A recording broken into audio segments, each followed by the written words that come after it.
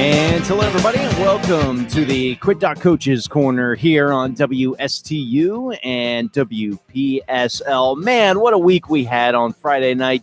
Week 4 action, and there were a lot of blowout wins, but a lot of important things that happened too. Sometimes you see a week like this and you look, 57 points from one team, 40 points for another, 30 for another team over here, and it's just you see those scores and you think, wow, this wasn't a very competitive week. I mean, we had, I'm looking at the scores for this week now. We had at least 3 shutouts. We had 4 shutouts this week, all of them completely lopsided. And yet I think this was a very important week. I really do. I think we're going to kind of look back at week 4 and we're starting to see the picture of the season come into focus. So we're going to dive in to all of these games here, find out what they mean, and see what we can find out what's going to happen in the weeks ahead.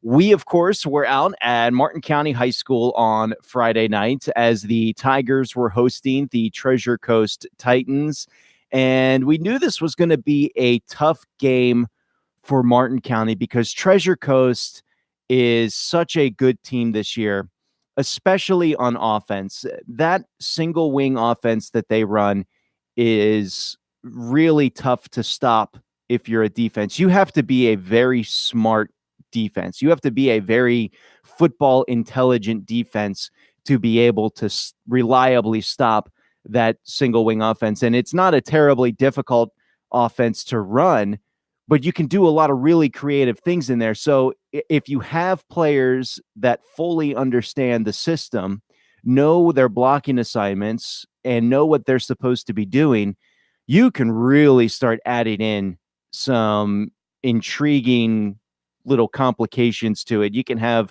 the wide receivers coming in from the side running little jet sweeps, and they can be taking the direct snap or the handoff and running to the outside. You can direct snap it to the tailback and have them follow all their blockers as they run to the strong side of the field, or maybe snap it to the fullback and have him just run up the middle of the field.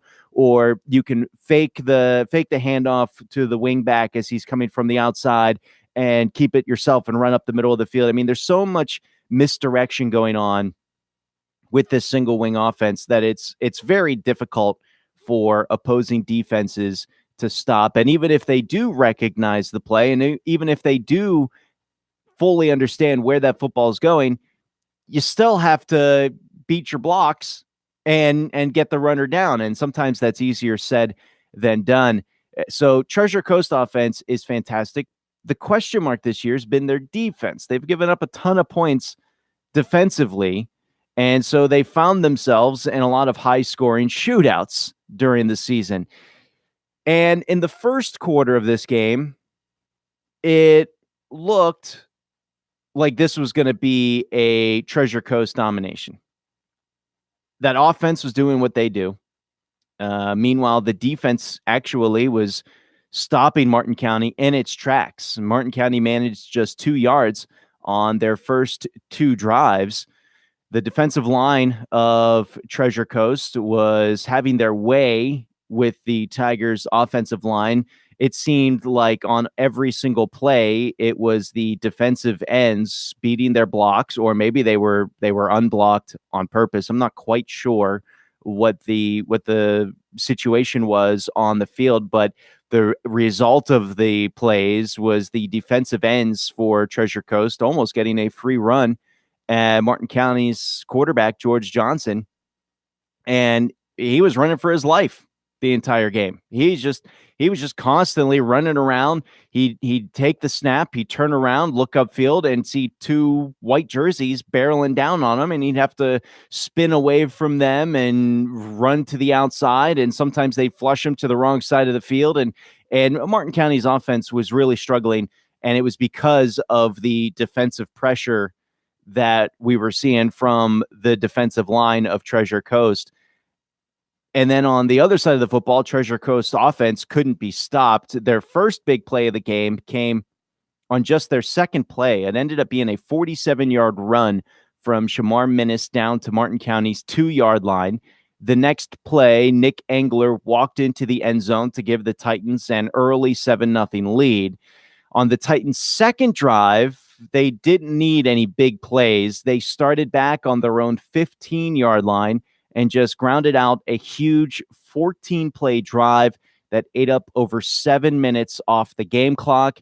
And just when a penalty backed Treasure Coast up and you start to think, okay, this is Martin County's chance for the defense to get a stop. The defense or the offense for Treasure Coast is not designed to pick up big chunks of yards of any given time. Now they're facing, instead of just 10 yards for a first down, they got to go 15, 20 yards for a first down. It's a running offense. You don't know if they can necessarily do it. Well, the Titans showed that they can hit a home run from anywhere on the field.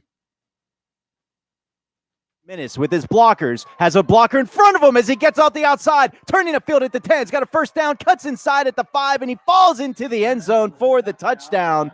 That made it 14-0 Treasure Coast in the first quarter.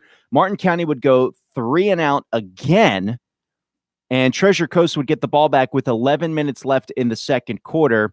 Treasure Coast went on another long drive, 10 plays, 72 yards, ate up 5 minutes off the game clock, and Tyreek Thompson would score on a 24-yard touchdown run to make it 21-0 Treasure Coast. And then things got even worse for Martin County.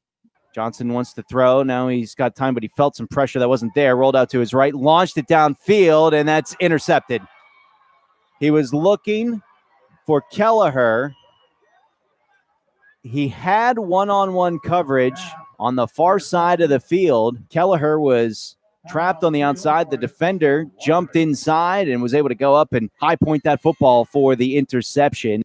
Now the Tigers were completely deflated at this point, and you could hear a little bit. I mentioned during that play-by-play that Johnson starts to feel pressure that's not there because the first 2 drives he's been running for his life. So on this play, this is one of the few plays in the game where the defense for Treasure Coast wasn't getting pressure on Johnson, and he's still, you got the sense that he felt footsteps because he kind of bolted out from the pocket and ran out to the sideline when he didn't need to. And normally Johnson doesn't do that, at least in the games that I've seen. And he was visibly frustrated at this point in the ball game. He's got his hands up, disgusted with the results of the play. Seems like he's having words with the coaches. He's ignoring everyone on the sideline. He's sitting alone. He's slamming his helmet down on the ground in anger.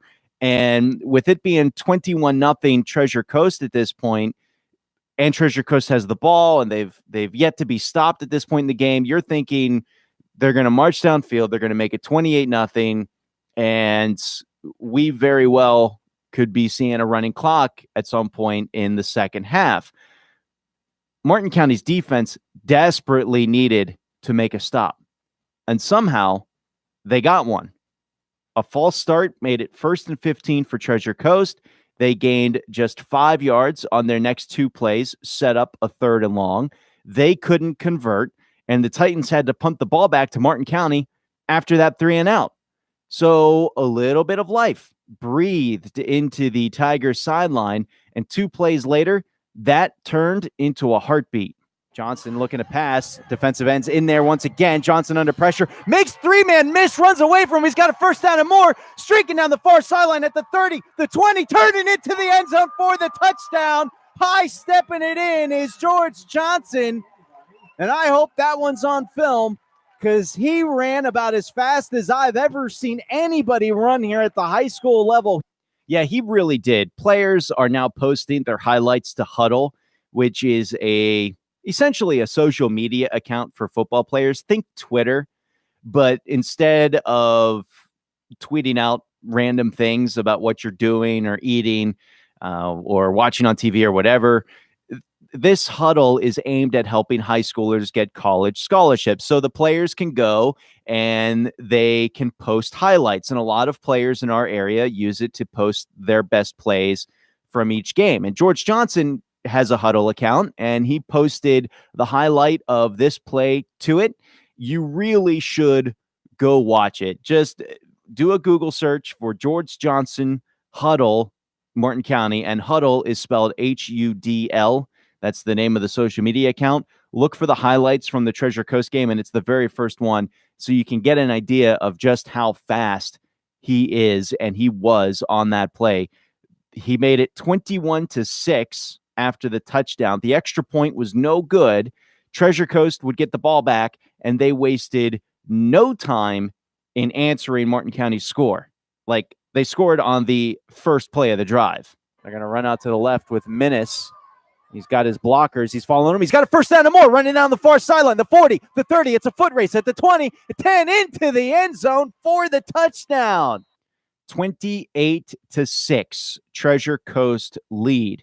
We've got some back and forth scoring going on here in the late parts of the second quarter. Now it's Martin County's turn to respond. They pick up their first down of the game, and then from midfield, Johnson takes a shot at the end zone. That's the first down for Martin County besides the touchdown. Going deep, throwing to the end zone, wide open. Kelleher caught at the 10, walking into the end zone for the touchdown. Martin County had two receivers on the right side of the line in this play. It looked like a zone defense from Treasure Coast here. One receiver ran a slant over the middle of the field, while Kelleher ran a fly route down the sideline. Now, Treasure Coast had a safety over the top that should have picked up Kelleher, but he ended up following the other receiver towards the middle of the field, and the result was a wide open Kelleher just shy of the end zone. He made the grab, fell in for the score. It's 28-12, extra points pending, and it's blocked. Treasure Coast still leads 28-12. Things got really interesting here at this point. So Martin County's offense is finally showing that they can move the football. The defense has made a single stop on Treasure Coast, but that's it. Treasure Coast has scored every other time they've touched the football. But at least Martin County is showing that at this point, they've been able to make big plays to score. And if their defense can get a stop, if the defense for Martin County can get a stop here, Martin County might be able to climb back in and make this a one-possession game right before the half. This is the first play of the next drive by Treasure Coast. Here's a run to the right side. Following his blockers is the running back. Ball's out! And Martin County says they have it. Waiting on the call from the officials. And they do! Yeah, that gave Martin County the ball back at Treasure Coast's 38-yard line. 2 plays later, Johnson and Kelleher hooked up for a second time. 4 receivers spread wide for Martin County. 57 seconds remaining in the half. Untouched coming in, flashing him out to the right side. Johnson throwing to the end zone. Kelleher again. Cole, did he catch it? Yes, he did. Touchdown. This play was something else, and it shows the connection that Kelleher and Johnson have developed over the years. Now, all game long, the defensive ends come in untouched. They're forcing Johnson out of the pocket. Johnson's had to use his speed and his agility to roll outside and run to the sideline. He's looking downfield, buying time, trying to get his receivers open.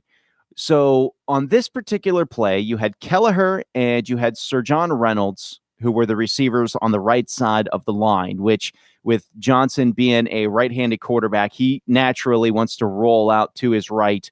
It makes it an easier throwing motion for him. So Kelleher and Reynolds are on the right side. Johnson's rolling out to the right.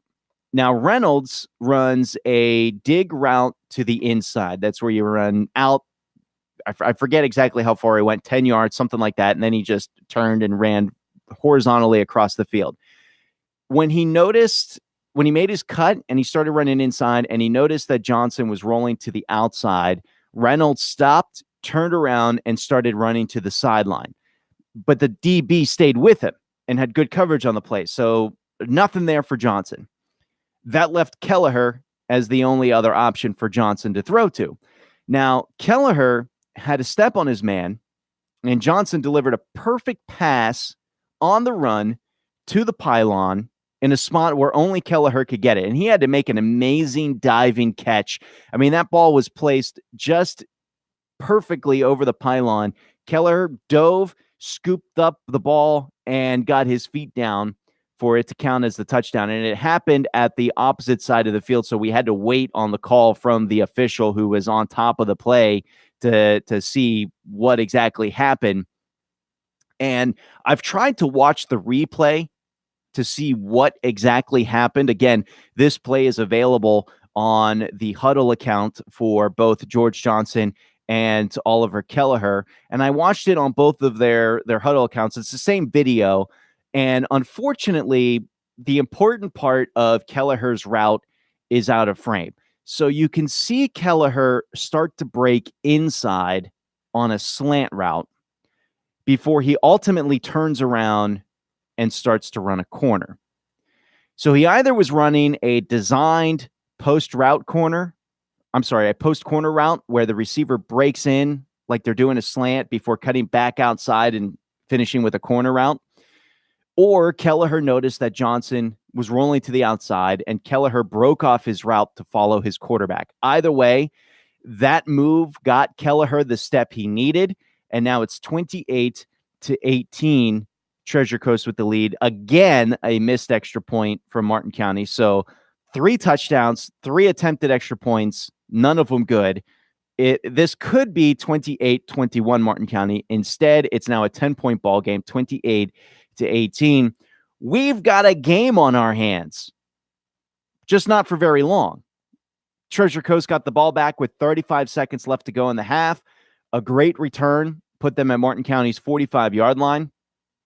And with Treasure Coast running the single wing offense, they don't look like an offense that you would expect to be able to really score quickly when they need to. And I think that's going to be the big question mark for Treasure Coast and their defense going through the rest of the season. We'll talk about that a little bit more in just a moment. But with them being primarily a running offense, that means it's going to eat up a lot of time off the clock. And when they've only got 35 seconds to march downfield, you're not really expecting them to be able to go down and score a touchdown. Now, of course, Treasure Coast can score a touchdown from anywhere on the field. We've seen it multiple times already in this game. But they used perfect clock management to put themselves in a position to score at the end of the half. They used their timeouts, and Minnis was able to scamper out of bounds once or twice to help preserve the clock. So right now, it's 2nd and 5 from Martin County's 23-yard line. There's 12 seconds left on the clock. Treasure Coast still had a timeout, so they really could run any play they wanted at this point. They haven't thrown the ball very much at this point in the game. The most they've done is thrown a screen pass. And that's not really going to get it done when you're at the 23-yard line with about 12 seconds left to go in the half. So you're figuring they're going to run a play. They might score a touchdown on it because they could score from anywhere on the field. Worst case scenario is they gain a couple of extra yards to make this field goal at the end of the half a little bit easier for their field goal kicker, because 23 yards out, that's not a sure thing. You're looking at about a 40-yard field goal. That's tough for some field goal kickers, and I don't know if their kicker, what their kicker's range is. So you're figuring 23 is a little bit on the tough side. Everyone in the stadium is expecting a run here. Nobody was expecting a pass. And you could tell the Martin County defense wasn't expecting a pass. So what happened? Treasure Coast passed the ball. Here's a throw to the end zone, wide open, caught for the touchdown. Brian Antoine catching the pass from Joey Flurgesti to make matters worse for Martin County. Treasure Coast got the ball back to start the third quarter. They marched downfield for another touchdown. So by the time Martin County's offense would touch the ball again, the game was all but out of reach. And the defense for Treasure Coast just shut the door on the Tigers' offense. Martin County would not register another first down in the game. Treasure Coast would cruise to a 57-18 win. And after the game was over and people started seeing what the final score was, I got a text message from Greg Wyatt, who is the owner here at the radio station, one of the owners. Him and his wife own WPSL and WSTU. Although if you ask Greg, he says he's the janitor here, and he does a lot of the games, our Friday night football games on WPSL. And he asked me if Treasure Coast is really that good. And the answer to that is yes. Treasure Coast is a very, very good football team. They run a relatively simple offense very effectively, and they put pressure on the defense to play perfectly. If you're going to stop this Titan offense, you have to play perfect defense, and you have to be able to win your individual matchups. You need to be able to shed blocks and get to the runner. You also need to know where the football is, which it's easy to lose track of because when Treasure Coast brings everybody for the most part up at the line of scrimmage and everybody's huddled in the box. And when they snap that ball, there's 3 people that ball could potentially be snapped to. It's not going to the quarterback every single time. So there's a lot of snap decisions that need to be made on the defensive side of things. And if you hesitate for just enough, you're going to get hit by a blocker and taken out of the play. So teams need to play great defense against Treasure Coast to be able to slow them down. The problem with, I think, an offense like the single wing is that you don't have too many deep scoring plays. You don't have the ability to reliably score points quickly from anywhere on the field. When you have a passing offense, like a spread offense, whatever you want, whatever type of offense you want, if you have a quarterback that can throw the football, you can get down by a couple scores and throw the football and preserve time on the clock, pick up big chunks of yardage, work the sideline, and it just opens up a lot of avenues to preserve time and score quickly. And so I think that's going to be the big question mark for Treasure Coast. Can their defense improve to the point where they do not fall behind early? If they can do that, then I think Treasure Coast has a chance to make the playoffs this year. And you look at the schedule that they've had this year, nobody's had a harder start to the season than Treasure Coast. They started against Lake Wales.